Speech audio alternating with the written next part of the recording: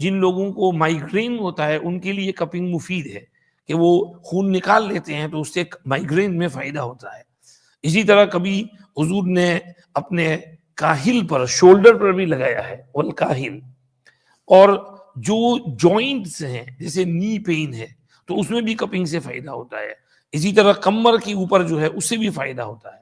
ہر بیماری میں کپنگ کا فائدہ نہیں ہے، بعض بیماری میں جہاں درد ہے، پین ہے، جوائنٹس ہیں، اس میں کپنگ کا فائدہ ہوتا ہے.